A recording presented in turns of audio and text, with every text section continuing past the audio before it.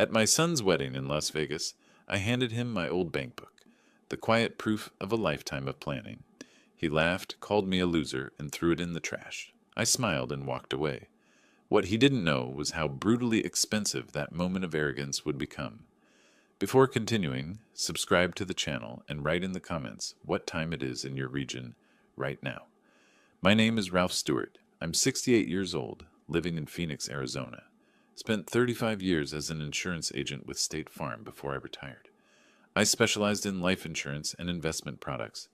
Always believed that patience and careful planning were the keys to success. Turned out I was right about the planning part, at least.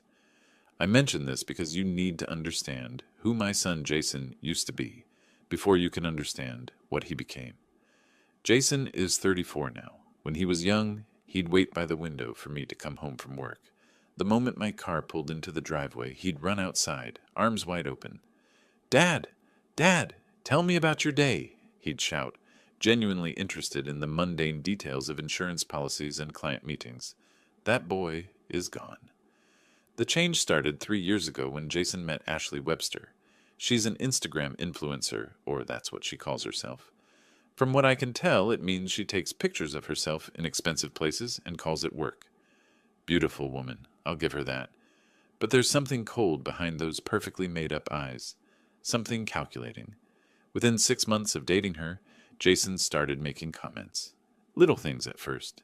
"Dad, your house is kind of small, isn't it?"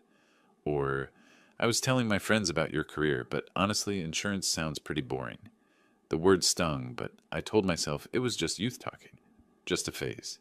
A year ago, he refused to come for Thanksgiving. "Dad, we're going to Ashley's parents' place. They have this incredible estate in Scottsdale. You understand, right? Your place is just, well, it's not really set up for entertaining." I understood, all right. Ashley's parents, Roderick and Patricia Webster, own a chain of car dealerships across Arizona. They're the kind of wealthy that's loud about it. Roderick wears his success like a billboard. Patricia judges everyone who makes less than she does, which is just about everybody. The wedding was their show from start to finish. They insisted on the Bellagio in Las Vegas.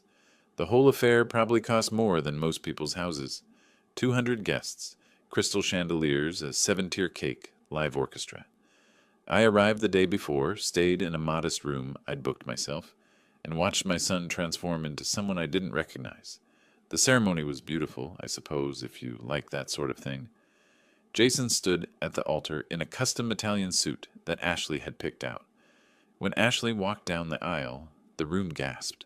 She looked like she'd stepped off a magazine cover. My son's eyes shone with something I couldn't quite identify. Pride? Possession? I wasn't sure anymore. The reception was held in one of the Bellagio's grand ballrooms. Ice sculptures, champagne fountains, waiters circulating with food I couldn't pronounce. I sat at a table near the back, watching Jason and Ashley hold court like celebrities. Roderick was loud, slapping backs and laughing at his own jokes. Patricia held her champagne glass like a scepter, surveying her domain. When it came time for gifts, I waited, watched as Jason and Ashley opened envelope after envelope of checks and gift cards. Ashley squealed appropriately at each one, though I noticed she barely glanced at amounts under $500. Finally, Jason called out, "Dad, come on up." I walked to their table, aware of every eye in the room on me. My suit was 10 years old, but clean and pressed. I'd worn my best tie.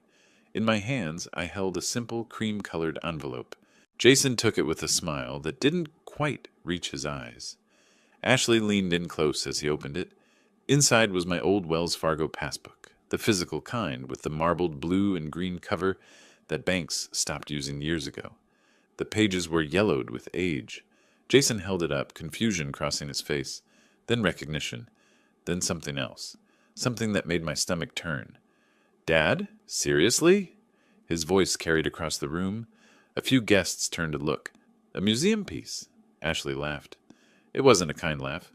"Oh my gosh, Jason, is that one of those old bank books? My grandmother had one of those." Roderick's voice boomed from the next table.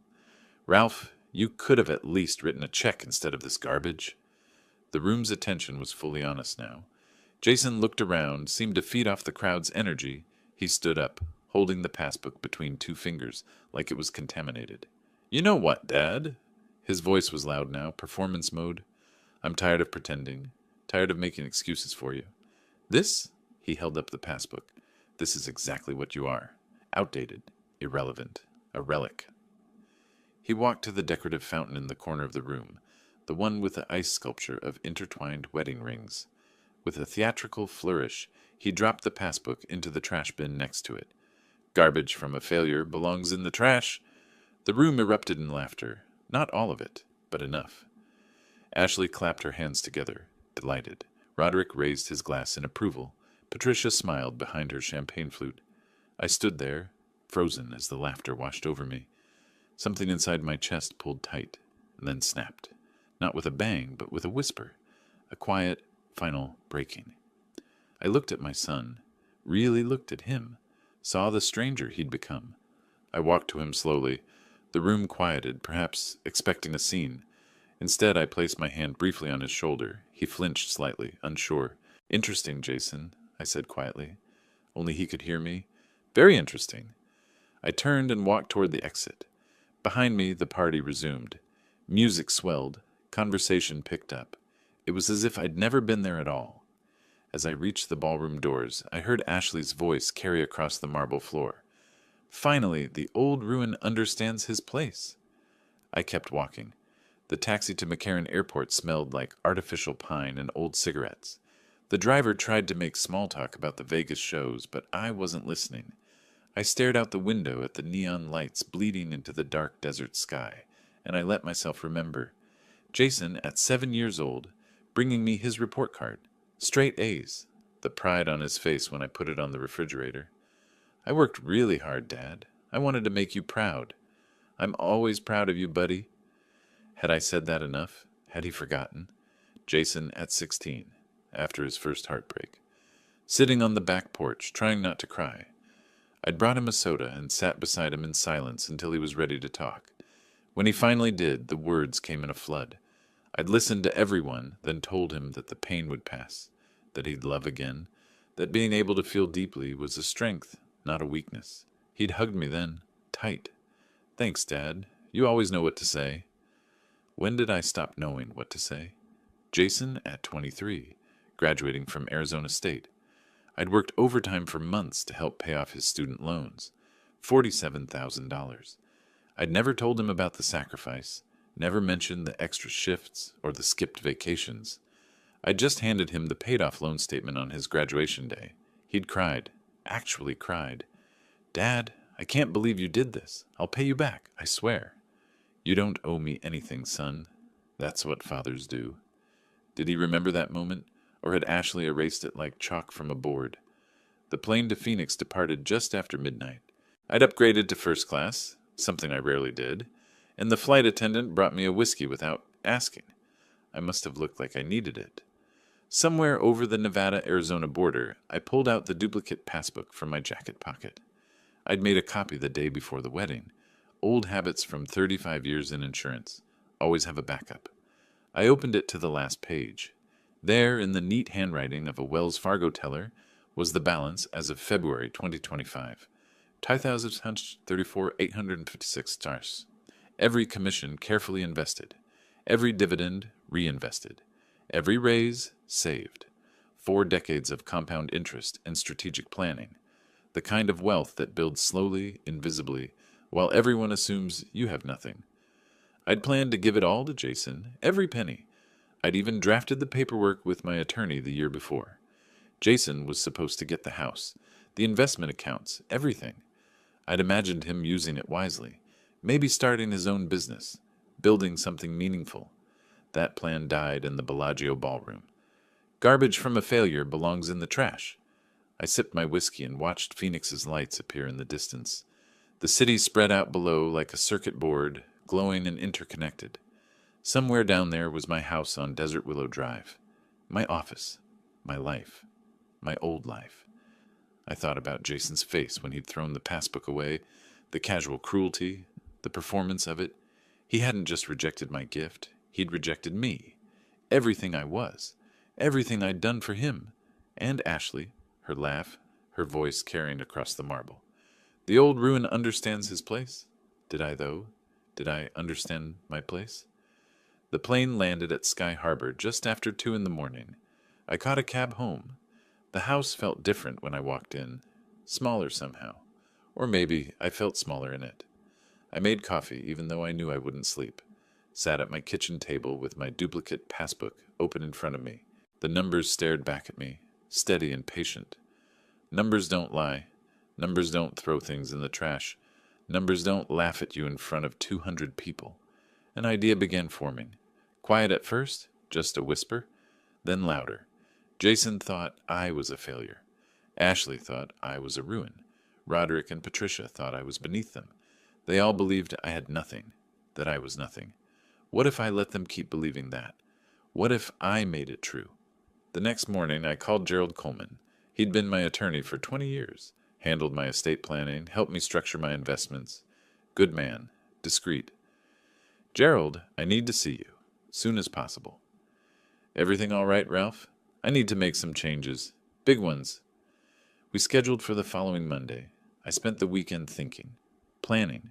My training in risk assessment and strategic planning kicked in. Insurance work teaches you to see all the angles, to anticipate problems before they happen, to build safety nets. This time I was building something different. Jason called twice over the weekend. I didn't answer. He left voicemails. Hey, Dad, great wedding, right? Call me back. The second one was more insistent. Dad, seriously, call me. We need to talk about something. I deleted both messages. On Sunday evening, I stood in my living room and looked at the photographs on the mantel. Jason as a baby. Jason at his high school graduation. Jason and me at a Diamondbacks game. Both of us grinning, his arm around my shoulders. I picked up the most recent photo. Jason and Ashley's engagement picture. Professional photography. Perfectly lit. They looked like models. Jason's smile was broad, but somehow empty. Ashley's hand rested possessively on his chest, her ring catching the light. I turned the frame face down. If you think I'm a failure, I said to the empty room, then let's see how you handle the truth of that. My reflection in the darkened window showed a man I was just beginning to recognize. Someone who'd been patient for 68 years. Someone who'd always put family first. Someone who'd been taken for granted one time too many. The old Ralph would have forgiven by morning, would have called Jason back, smoothed things over, made excuses. But the old Ralph died in Las Vegas. The man who remained had nothing left to lose, and a fortune no one knew about, and he was done being garbage. The morning after my decision, I sat in my kitchen with coffee and a legal pad. The sun was just coming up over the McDowell Mountains, painting my neighborhood in shades of orange and pink. It was the kind of morning that used to make me grateful. Now it just felt like the start of something inevitable. Gerald Coleman's office was downtown, 15th floor of a glass building on Central Avenue. I'd worked with him for 20 years on estate planning, investment structures, the boring details of a careful life. He was good at his job, discreet, professional. I arrived exactly on time. Gerald met me in his corner office, all dark wood and law books, with a view of the valley that probably cost him extra. Ralph, he shook my hand firmly, good to see you. Your message sounded urgent. I sat in the leather chair across from his desk. I need to restructure everything, Gerald. All of it. He opened his laptop, fingers poised over the keyboard. All right. What are we looking at? I told him. Not the emotional parts, not the wedding humiliation, just the facts. My son had made it clear he viewed me as worthless. I wanted to ensure my assets went where they'd actually do some good. I wanted Jason to inherit exactly what he thought I was worth. Nothing. Gerald didn't blink. He'd probably seen worse family situations. A revocable living trust would be the cleanest approach. You maintain control during your lifetime. Assets transfer to designated beneficiaries upon death without going through probate. I want the primary beneficiary to be a charitable organization, one that helps elderly people who've been financially abused by family members. I watched his face. And I want Jason listed as a residual beneficiary. $10,000. Gerald wrote notes, his expression neutral. That's very specific. It's intentional. Understood. He looked up. You're also going to want to revoke any existing power of attorney arrangements. I see here that Jason currently has medical and financial decision-making authority if you're incapacitated. I'd forgotten about that, had signed those papers 5 years ago, thinking I was being responsible, thinking my son would protect my interests if something happened. Change it, I said. Designate an independent fiduciary. Done. More typing. We'll also need to transfer your investment accounts, real estate, everything into the trust. I'll coordinate with your financial advisor, and we'll need a notary for some of the property documents. The meeting lasted 2 hours. We scheduled follow-up appointments. By the time I left, the sun was high and harsh, turning Phoenix into a furnace. I drove home with the windows down, letting the heat blast me awake. That evening, my phone rang. Jason's name lit up the screen. I stared at it through 3 rings. 4. Let it go to voicemail. A minute later, the notification appeared. I played the message on speaker. "Hey, Dad, great wedding, right?" His voice was bright, casual, like nothing had happened. "Listen, I've been meaning to call. Ashley and I are looking at houses, and we're thinking, well, with a baby on the way, we really need to get into something with a yard, you know? Good schools. The whole thing." A pause. Background noise. Ashley's laugh. "So we were hoping maybe you could help us out with the down payment. We need about $80,000. I know it's a lot, but it's family, right? And this is your grandkid we're talking about. Call me back." I deleted the message. Over the next few days, Jason called 6 more times. I ignored each one. Let him wonder. Let him wait. The following week, Gerald and I met again, this time at a notary's office, along with Brian Fisher, my financial consultant. Brian was 48, methodical, the kind of person who read fund prospectuses for fun. "We're transferring 3 accounts," Brian explained, sliding papers across the table. "The stock portfolio, the bond fund, and the index funds. Total value approximately $2.7 million.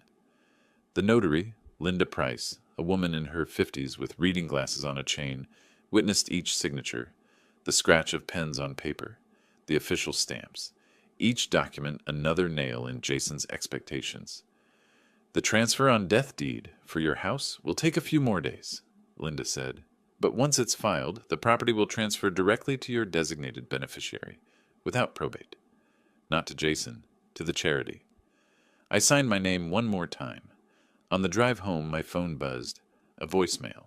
I waited until I was parked in my garage before listening. Jason's voice was different this time. Frustrated. "Dad, seriously, what's going on? It's been a week. Ashley's pregnant. We need to make decisions here. We're your family. You can't just ignore us. Call me back. Tonight." I saved the message this time. Evidence of his entitlement, his assumption that I owed him anything. The next evening, I finally answered his call. "Dad, finally!" Jason sounded relieved. "Listen, about the house. Jason, I'm a retiree on a fixed income. My pension is $2,850 a month. I don't have $80,000 to give you." Silence. Then, "What? But you worked for 35 years. You have to have savings, retirement funds, something." "Those savings paid for your education at Arizona State University. Remember? $47,000 in student loans that I cleared for you." More silence. I could almost hear him processing, recalculating. Yeah, but that was years ago. You've been working since then." "As I said, $2,850 a month. That's what I have." "Dad, this is ridiculous. We're trying to buy a house for your grandchild. Then I suggest you save for it, like everyone else." I kept my voice level, calm. "As you said at your wedding, I'm a failure. Failures don't have money to spare. Good luck with the house, Jason." I hung up before he could respond. 2 hours later, my phone pinged with a text message from Ashley. "Ralph, you selfish old man. We're raising your grandson, and you refuse to help us? We'll remember this." I read it twice, then set my phone face down on the counter, poured myself a bourbon, sat on my back patio, and watched the sun set over the city. In the distance, helicopter lights blinked against the darkening sky. Traffic hummed on the freeway. The world kept turning, indifferent to small family dramas. My phone pinged again. Another message from Ashley. Jason's father-in-law offered to help us. At least someone understands family responsibility. I smiled into my bourbon. Let her think that. Let them all think I was the problem, the obstacle, the selfish old man. They had no idea what was really happening. No idea that while they were planning their perfect life in their perfect house, with their perfect lies, I was systematically removing them from mine. The trust was established, the assets transferred, the power of attorney revoked. Every legal structure that had once made Jason my heir was now redirected, and they didn't suspect a thing. The calls continued. Over the next week, Jason left 6 more voicemails, each one progressively more irritated. Dad, this is getting silly. Dad, just pick up. Dad, we need to talk about this like adults. I deleted them all without responding. 9 days after the wedding, I met with Brian Fisher again, this time at his office in Scottsdale, a modest suite in a building that specialized in financial planning. The accounts are fully transferred, Brian confirmed, pulling up spreadsheets on his computer. Everything's now held in the Ralph Stewart Family Trust. Your son is listed as you specified. Residual beneficiary, $10,000 upon your death. And if he challenges it, the trust is solid. You're of sound mind. You executed everything properly with witnesses and notaries. He'd have a very difficult time proving undue influence or incapacity. Brian leaned back in his chair. To be honest, Ralph, I've seen a lot of family situations in this business. This is one of the more decisive restructurings I've witnessed. My son made his position clear, I said. I'm just respecting his assessment. Brian nodded slowly. The house deed should be finalized by next week. Then everything will be locked in. I left his office feeling lighter somehow, each piece of the puzzle falling into place. Each legal document another layer of protection against Jason's inevitable discovery. Because he would discover it, eventually, and that moment, that specific moment when he realized what he'd lost, would be everything. The following Monday, Linda Price called me. Mr. Stewart, the transfer on death deed is ready for your signature. Can you come by this afternoon? I arrived at 3. The office smelled like old paper and industrial carpet cleaner. Linda had all the documents laid out, color-coded tabs marking where I needed to sign. This deed designates the beneficiary of your property at 3847 Desert Willow. Drive upon your death, she explained. The current beneficiary you've listed is the Senior Financial Protection Foundation. The property will transfer directly to them, bypassing probate entirely. I read through the legalese, found the clause about Jason. It was there in black and white. Jason Michael Stewart is expressly excluded from any claim to this property. And this is legally binding? I asked. Absolutely. Arizona allows property owners complete discretion in naming beneficiaries. As long as you're competent and acting of your own free will, which you clearly are, no one can challenge this. I signed my name in 4 places.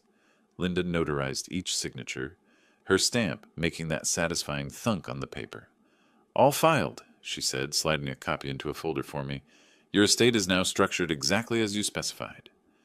I drove home slowly, taking the long way through neighborhoods I'd lived in for decades, past the park where I'd taught Jason to ride a bike, past the school where he'd attended kindergarten, past the ice cream shop where we'd celebrated his good report cards. All those memories felt distant now, like they belonged to different people. At home, I made dinner. Grilled chicken, rice, steamed vegetables, the same meal I'd made 1,000 times. But tonight, it tasted different, cleaner somehow. My phone rang while I was washing dishes. Jason, again. I considered ignoring it, then changed my mind. Answered. Finally! Jason's voice exploded through the speaker. Dad, what is your problem? It's been 2 weeks. I told you my situation, Jason. I don't have money to give you. That's impossible. You worked your entire adult life. You have to have something saved. A retirement account, investments, something. I have my pension, $2,850 a month. No. His voice went hard. I don't believe you. There's no way you're that broke. Where did all your money go? I dried my hands on a dish towel, taking my time. You want an itemized list? Yes. Your education, $47,000. Your car when you graduated, $12,000. The furniture for your first apartment, $6,000. The security deposit when you lost your job that time, $3,000. Should I continue? Silence. I spent my money on you, Jason, on building the life you now have. And at your wedding, you threw my gift in the trash and called me a failure. So no, I don't have $80,000 lying around. I don't have anything lying around, because I gave it all to you already. Dad, that's not... He struggled for words. That was different. That was helping me start my life. And now you're started. You have a job, a wife, a life. You don't need me anymore. You made that very clear. That's not what I meant at the wedding. It was just the champagne, the moment. Interesting sense of humor you have. I kept my voice flat, emotionless. Give Ashley and the baby my regards. I hung up. For a long moment, I stood in my kitchen, phone in hand. Then I walked to my living room and looked at the photographs again. Jason as a child, full of love and trust. Jason as a teenager, still believing in his father. Jason as a young man, just beginning to change. I turned them all face down, one by one. That's when I understood exactly how to repay them. Not with anger, not with confrontation, but with silence, with absence, with the cold, hard truth of consequences. They wanted to treat me like garbage? Fine. Garbage disappears quietly, leaving nothing behind. And that's exactly what I would become to them. A void where their inheritance used to be, discovered only after it was far too late to repair the damage they'd done. The next 2 weeks brought silence. No calls from Jason, no texts from Ashley.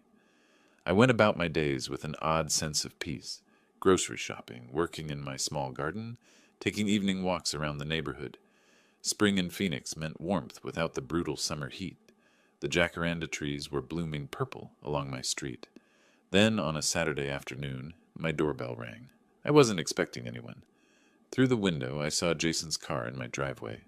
When I opened the door, both he and Ashley stood on my porch. Ashley had one hand pressed against her stomach, the other gripping Jason's arm. Her face looked pale, strained. Dad. Jason's voice was different, softer, almost pleading. Can we come in, please? I stepped aside. They entered, Ashley moving slowly, dramatically.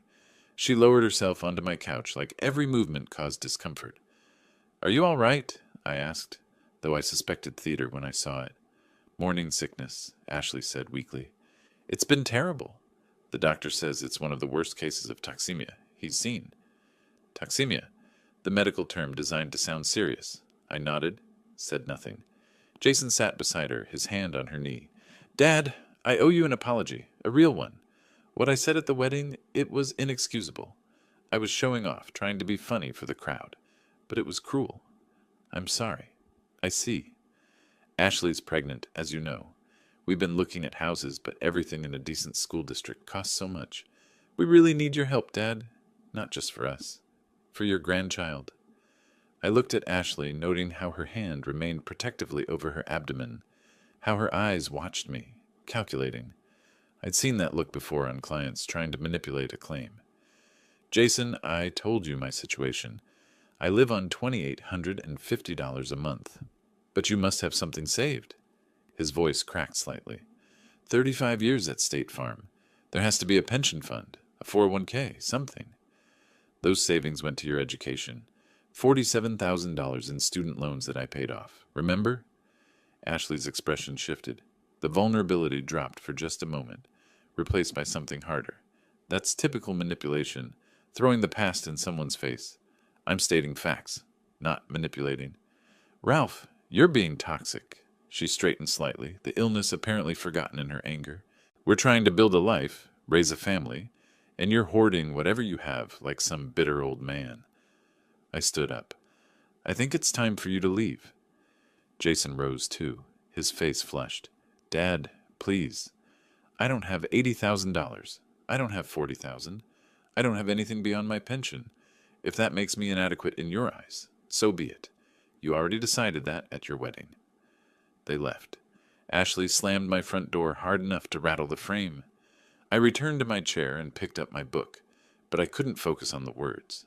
6 days later, another knock. This time, Roderick and Patricia Webster stood on my porch. Roderick wore expensive casual clothes, the kind that cost $300, but were designed to look effortless. Patricia had her arms crossed, her face already arranged in judgment. Ralph? Roderick extended his hand. I shook it briefly. Mind if we come in, just for a minute? I let them in because I was curious what new approach they'd try. Roderick settled into my armchair without asking, claiming the space.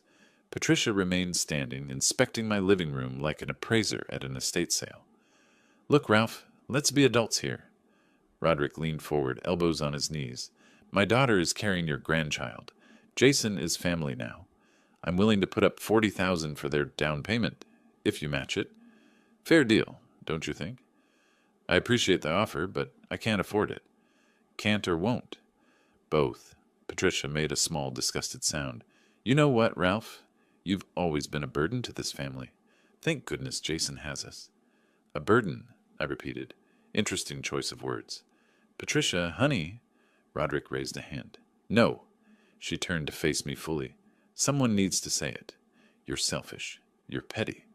And you're punishing your son because he hurt your feelings at his wedding. Grow up? I stood. I think we're done here. Roderick stood too, his congeniality evaporating. You'll regret this, Ralph. Family doesn't forget. After they left, I checked my email. There it was, a message from Jason. The subject line read, Legal notice. I opened it. The text was formal, threatening. He demanded I officially declare all assets and financial holdings or face legal action for elder exploitation and financial manipulation.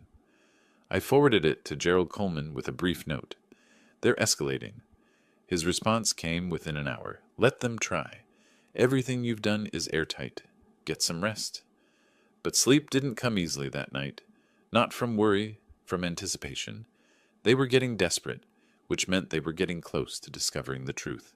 And when they did, when Jason finally understood what he'd thrown away, that would be worth every sleepless night. The letter arrived near the end of the month. Official letterhead from some cut-rate law firm in Tempe. I recognized the type immediately, the kind that advertised on bus benches and took cases on contingency.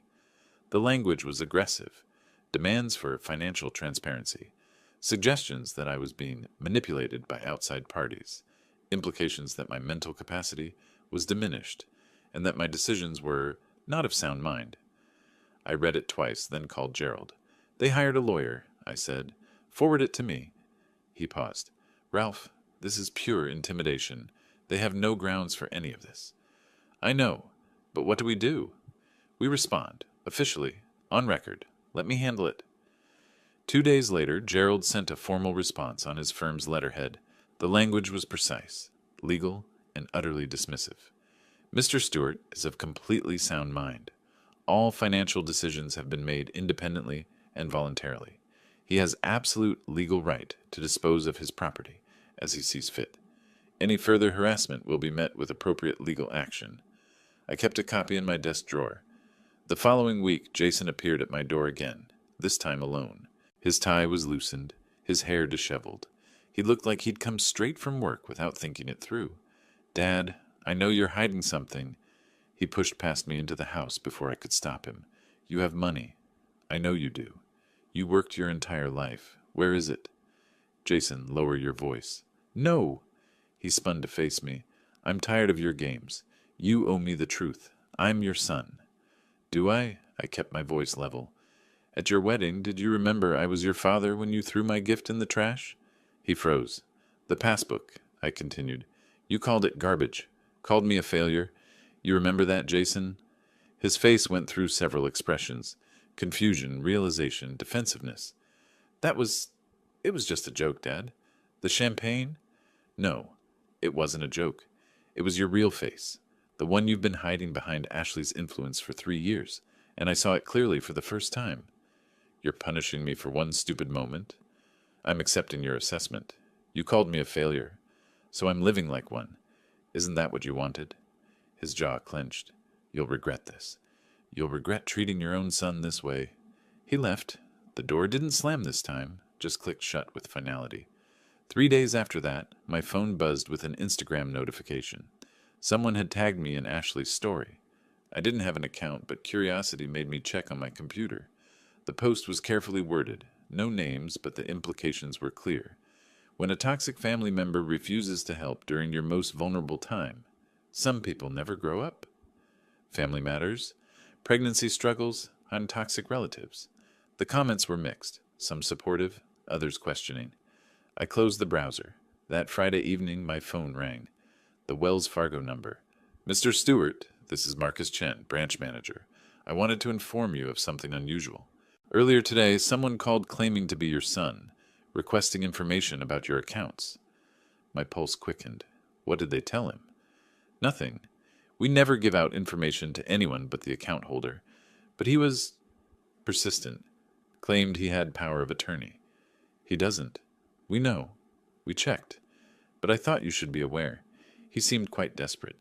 Thank you for calling, Marcus. After hanging up, I sat in my kitchen as darkness fell outside. Jason had tried to access my bank information. Desperation had pushed him to impersonate me, to violate my privacy, to search for what he believed I was hiding. He was so close to the truth now, circling it like a shark sensing blood in the water. I poured myself a drink and watched the city lights come on across the valley. The McDowell Mountains were dark silhouettes against the purple sky. My phone sat on the counter, silent now. But I knew it wouldn't stay that way. Jason would keep pushing, keep searching, keep demanding, and eventually he would find what he was looking for. The security camera I'd installed in my garage after turning down the photo of him, that camera had night vision and motion detection. I'd checked it religiously since installing it, just waiting, watching. Because insurance work teaches you one critical lesson. People reveal their true nature when they think no one is watching. And Jason, desperate and entitled, would eventually make that mistake. It was only a matter of time. The next morning, I drove to South Mountain Park for my usual hike. The desert trails were empty at this hour, just me and the lizards warming themselves on sun-baked rocks. I'd taken this same route every week for the past 5 years. The predictability was comforting. My phone was tucked in my pocket, but I'd enabled the security camera app before leaving. The motion detection alert came through around 11. I pulled out my phone on the trail and watched the footage in real time. Jason's car in my driveway, him getting out, looking around nervously, pulling a key from his pocket. The spare I'd given him 3 years ago, never thinking to ask for it back. He disappeared into my house. The interior cameras picked him up in my office, then my bedroom, rifling through drawers with increasing desperation. Then he moved to the garage. I watched him find the cardboard box on the metal shelving unit, the one I'd deliberately left accessible. Inside were old financial documents, tax returns, investment statements, and tucked between them the duplicate passbook. Even through the grainy camera footage, I could see his hands shaking as he opened it, could see him freeze when he reached the last page, the page where I'd written in clear handwriting, current balance, 2,134,856, transferred to RLS Family Trust, per instructions dated March 27, 2025. He pulled out his phone, took photos. His mouth was moving, calling someone. Ashley, probably. I couldn't hear the words, but I could imagine them. He put everything back, not quite as carefully as he'd found it, rushed out of my garage into his car and drove away fast enough to leave rubber marks on my driveway. I sat down on a boulder and replayed the footage twice more. There was something deeply satisfying about watching him discover the truth, about seeing the exact moment he realized what he'd thrown away. That evening, my phone rang, Jason's name on the screen. I let it ring 3 times before answering. "Hi, Dad. How are you?" His voice was too bright, too casual, fake. "I'm well. Listen, I've been thinking. About the wedding, about everything I said. I was completely out of line. I want to apologize. Really apologize. Maybe we could have dinner? Talk things through? Jason, is there something you want to tell me?" A pause. "What do you mean?" "Something you want to say. About today, perhaps." Another pause, longer this time. I'm not sure what you mean." "Interesting." I let the word hang there. "You know what else is interesting? I have cameras in my garage now. Motion activated. High definition. The silence on the other end was absolute. You were at my house today," I continued, "while I was hiking. You used your spare key to enter my home without permission. You searched through my private documents. Found something unexpected, didn't you?" "Dad, I can explain." "No need. I saw everything. The question is, what are you going to do with that information?" I needed to understand. You needed to confirm I was hiding money from you. And now you know I wasn't lying about having something. I just wasn't lying in the way you expected." His voice changed, dropping the pretense. "You have almost $3 million. And you told me you lived on $2,800 a month. You lied to my face. I told you my pension was $2,850 a month. That's true. I never said I had nothing else. You made assumptions based on what you wanted to believe. The trust. You created it after the wedding. Correct. After you threw my gift in the trash and called me a failure. So this is revenge. You're cutting me out to punish me. I'm giving you exactly what you said I was worth. You were quite clear about my value, Jason. I'm just respecting your assessment. You can't do this. Actually, I can. I have. And it's completely legal. We'll see about that. He hung up. I sat in my dark living room, phone in my hand. The city lights stretched out below, a carpet of gold and white. Somewhere out there, Jason was calling that cheap lawyer, demanding answers, making plans. Let him try. The trust was airtight. Gerald had made sure of that. Every document witnessed, notarized, legally sound. I was of completely sound mind. I had recent medical evaluations to prove it. No one had manipulated me. No one had exercised undue influence. I'd simply decided, after careful consideration and profound disappointment, that my son would inherit $10,000 instead of millions. It was the most expensive lesson Jason would ever learn, and unlike his college education, this one I wouldn't pay for. The legal papers arrived within days. Jason's attorney, some graduate from a third-tier law school who specialized in personal injury cases, had filed a petition to invalidate the trust. The grounds were laughably weak. Undue influence and diminished capacity. They claimed someone had manipulated me, that I wasn't thinking clearly, that the trust had been created under suspicious circumstances. I forwarded everything to Gerald Coleman. His response came that same afternoon. This is desperation, Ralph. They're grasping at straws. We'll destroy this in court. The hearing was scheduled for mid-month. I arrived at the courthouse in downtown Phoenix wearing my best suit, the one I'd bought for Jason's college graduation. Gerald met me at the entrance, briefcase in hand, looking calm and professional. Remember, just answer the questions honestly. Don't elaborate. Don't get emotional. I won't. Inside, the courtroom was smaller than I expected. Jason sat at the plaintiff's table with his attorney, a nervous-looking man who kept adjusting his tie. Ashley sat behind them, dressed conservatively for once, playing the concerned daughter-in-law. The judge, a woman in her late 50s with steel-gray hair, reviewed the documents with sharp eyes. Jason's attorney went first. Your Honor, we believe Mr. Stewart was not in his right mind when creating this trust. He'd just experienced a stressful family event. The wedding where his son threw his gift in the trash? The judge's voice was dry. Well, yes, but seems like he was perfectly rational to me. Continue. The attorney stumbled through his arguments, suggested I'd been manipulated, couldn't name who had done the manipulating, implied I was too old to make sound financial decisions. Gerald stood when his turn came, calm, measured, devastating. Your Honor, I present medical evaluations from Mr. Stewart's physician, dated 2 weeks before the trust creation and again 1 week after. Both show perfect cognitive function. Here are statements from his bank manager at Wells Fargo, attesting to his clarity and decisiveness in all financial matters. Here are security camera recordings from my office showing Mr. Stewart during our consultations, alert, engaged, asking detailed questions about trust structures and Arizona estate law.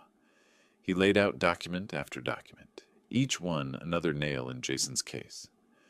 Mr. Stewart, the judge said, looking at me directly, can you explain in your own words why you created this trust? I stood. My son made it clear at his wedding that he considered me worthless. He threw away a gift I'd carefully prepared, called it garbage, called me a failure. He did this publicly in front of 200 guests. After that, I decided he should inherit exactly what he believes I'm worth, a token amount.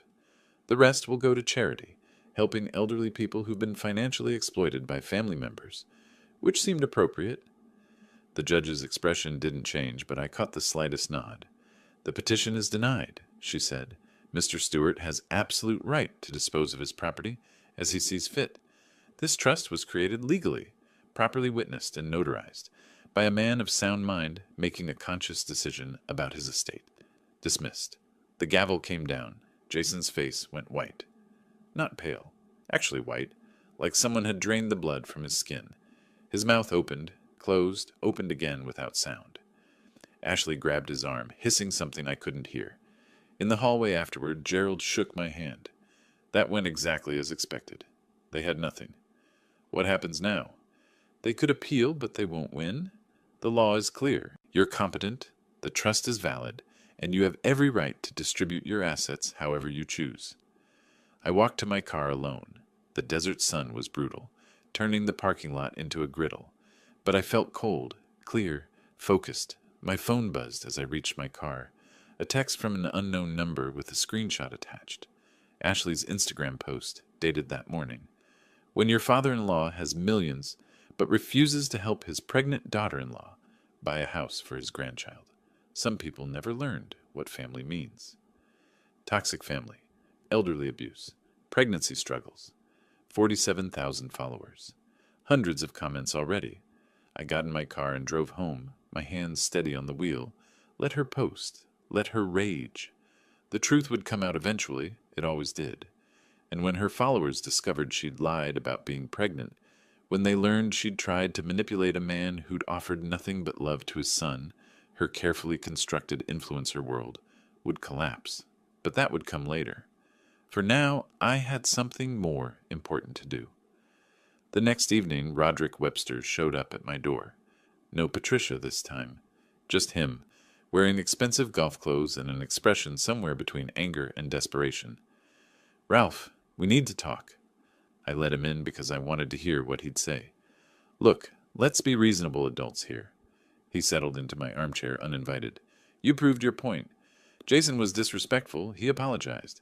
But this trust thing, you're destroying your relationship with your son over pride. Am I? Give him $500,000 now. Keep the rest. Everyone wins. The lawsuit goes away. Ashley stops posting. We all move forward like families should." "No." The single word seemed to confuse him. "What do you mean, no?" "I mean, I'm not giving Jason $500,000. Or $50,000. Or $5,000 beyond the $10,000 he'll inherit when I die. He'll get exactly what the trust specifies." Roderick's face darkened. "You're doing this out of spite." "I'm doing this out of principle. Jason wanted to know what I was worth. I'm showing him. You'll regret this. You're destroying your family." "No, Roderick. Jason destroyed our family when he threw my gift in the trash and called me garbage in front of 200 people. I'm just accepting his judgment." He left without another word. 3 days later, Ashley posted again. This time a confession. "I need to be honest with my followers. I'm not actually pregnant. I claimed I was because I was desperate to reunite our family. It was wrong. I'm sorry." The comments exploded. Followers calling her manipulative, accusing her of elder abuse, demanding refunds for products she'd endorsed. By week's end, she'd lost 12,000 followers and 2 sponsorship deals. The mask was slipping, and everyone could see what was underneath. The fallout from Ashley's confession spread faster than I expected. Social media, I learned, had a long memory and zero tolerance for manipulation. Within days, several popular bloggers picked up the story. Not the version Ashley had tried to spin, the real version. Screenshots of her posts claiming pregnancy circulated alongside her confession. Comments sections filled with accusations. Financial abuse of the elderly, manipulative behavior, entitlement syndrome. One blogger with 300,000 followers dedicated an entire video to influencers who faked pregnancies for sympathy. Ashley's perfectly curated Instagram feed became Exhibit A. The numbers told the story.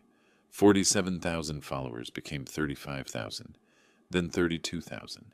Sponsorship deals vanished. The skincare company dropped her. The lifestyle brand that had paid her to post about their products issued a statement distancing themselves from individuals who engage in deceptive practices. I watched it happen from my quiet house in Phoenix, sipping coffee on my patio while the August heat turned the city into a griddle. Jason, meanwhile, faced his own reckoning. He'd always been careful about his public image, professional, polished, the kind of sales manager who posted motivational quotes on LinkedIn and attended every company mixer. But Ashley's social media campaign had made him visible in ways he'd never intended. His boss, a woman named Margaret Chen, who ran the Southwest Division, called him in for a meeting. Jason told me about it later. during one of our final conversations before everything changed. She showed me Ashley's posts, he said, his voice hollow. All of them. Asked if there was anything the company should know. If I was involved in elderly financial abuse. If there were legal issues that might affect my position. What did you tell her? The truth. That my father has millions and refuses to share it. That I'm trying to protect my inheritance. He laughed, bitter and broken. She looked at me like I was something she'd stepped in. Said maybe I should focus on earning my own money instead of counting my father's. The words must have stung. Jason had built his entire self-image on success, on being better than his upbringing, on surpassing me. And now his boss was suggesting he was nothing more than a greedy child, waiting for his parent to die. 3 weeks after the court hearing, he appeared at my door. I almost didn't recognize him. The expensive suit was gone, replaced by jeans and a wrinkled shirt. His hair needed cutting. His eyes were red-rimmed, like he hadn't slept in days. "Dad, can I come in?" I stepped aside. He sat on my couch, the same couch where he'd once done homework while I made dinner, where we'd watched football games and argued about plays, where we'd been father and son instead of enemies. "I messed up," he said. No preamble, no excuses. "I know that now. Ashley's leaving me. She already moved out, went back to her parents' house, said there's no point staying with someone who won't inherit anything." I said nothing, just waited. "Her parents won't talk to me either? Roderick told me I'm not welcome in their house anymore. I'm damaged goods," he said. "Poor investment." Jason's hand shook. "That's what they think of me. What she thinks. A bad investment. And what do you think?" "I think I'm exactly what you said. A man who sold his soul for the wrong reasons and lost everything that mattered." He looked up and I saw tears. Real ones, not the manipulative kind Ashley had taught him. "I called you a failure. Threw your gift in the trash. Let strangers laugh at you. And why?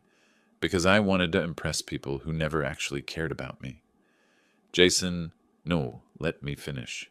He wiped his eyes roughly. "You paid for my education. $47,000. Never asked me to pay it back. Never held it over my head. You just did it. Because that's what fathers do, you said. And I repaid you by calling you worthless in front of 200 people. The silence stretched between us. "I don't deserve forgiveness," he continued. "I know that. I'm not here to beg for money or ask you to change the trust. I just needed you to know that I finally understand.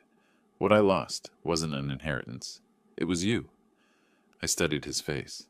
This man who'd once been my little boy. The son who'd run to greet me after work. Who'd believed I could fix anything.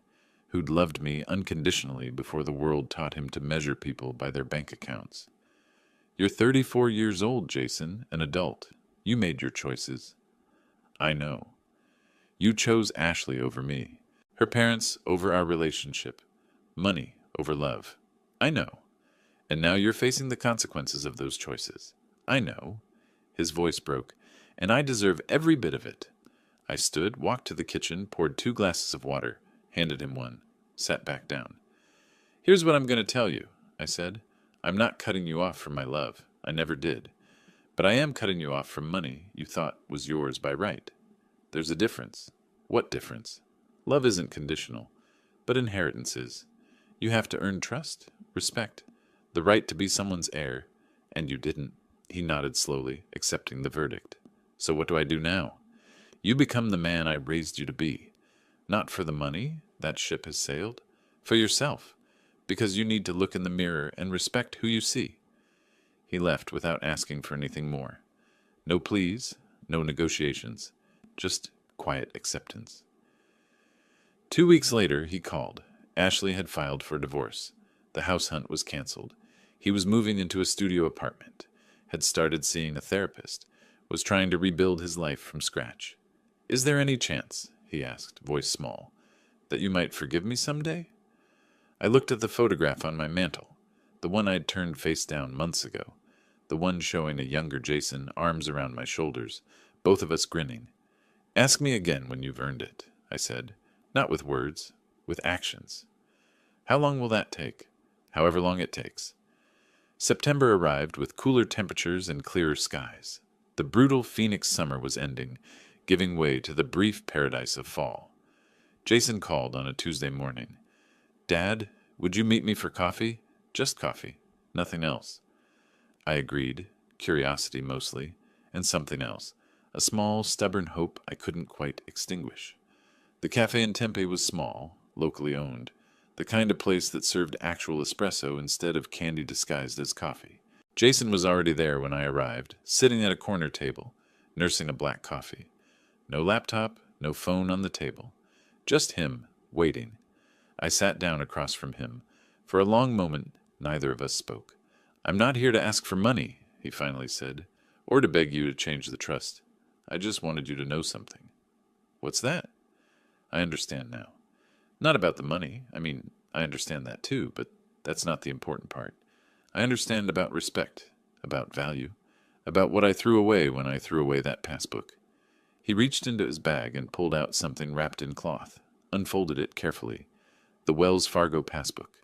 Worn, stained, the blue and green cover faded with age. "I pulled it out of the trash that night," he said quietly, "after you left, after everyone stopped laughing. I don't know why. Maybe some part of me knew I'd made a terrible mistake. Maybe I couldn't leave it there. So I took it home, kept it in my desk drawer, looked at it sometimes when Ashley wasn't around." He slid it across the table. "I want you to have it back, not because it's worth anything. I know the account's been closed, transferred to the trust, but because I need you to know that I saved it. That even when I was being the worst version of myself, some tiny part of me remembered who you are, who we were." I picked up the passbook. The pages were yellowed, the binding loose. On the last page, my handwriting, the balance that had changed everything. "Keep it," I said, pushing it back toward him. "What?" "Keep it. As a reminder." "Of what?" "That true value isn't measured in account balances.